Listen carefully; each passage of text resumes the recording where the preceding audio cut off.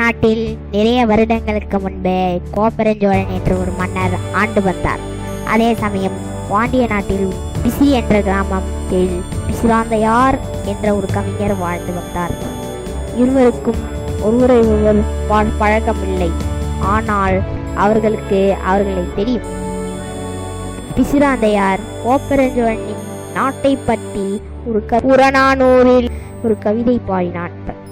கோப்பெருஞ்சோழனும் ஒரு கவிஞராக இருந்தார். அவரும் சில பாடல்கள் புறநானூறில் பாடியுள்ளார். 8 தொகையிலும் பாடியுள்ளார்.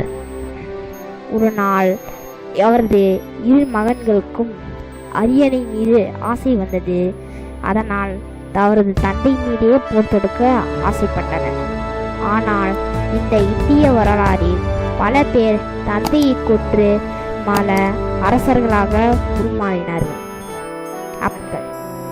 கோப்பெருஞ்சோழனும் அதற்கு சம்மதிக்கவே அதற்கு புல்லாட்டோர் எரிவிட்டனார் ஒரு உபதேசம் கூறினார். உங்களுக்கு 2 இழப்புகள் உண்டு. ஒன்று, நீங்கள் வென்றால் வாரிசே இல்லாமல் இந்த நாடு நிற்கும். 2, நீங்கள் தோற்றீர்களானால் உங்களுக்கு அவமானம் மிஞ்சும்.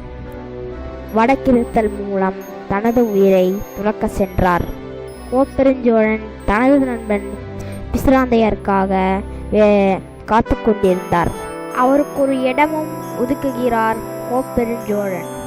ஆனால் பல பேர் கூறுகிறார்கள், பிசிராந்தையாரோ பாண்டிய நாட்டில் இருக்கிறார், எப்படி தனது நண்பனை சந்திக்க முடியும் என்ற எண்ணம் தோன்றியது. வடக்கிருப்பதை ஆரம்பித்தார். கோப்பெருஞ்சோழன் உயிர் துறந்த விஷயத்தை அறிந்த அவரது நண்பன் பிசிராந்தையாரும் தன் நண்பரைப் போலவே உயிர் துறந்தார். இப்படிப்பட்ட நட்பை வள்ளுவர் அன்றே கணக்கெடுத்தார்.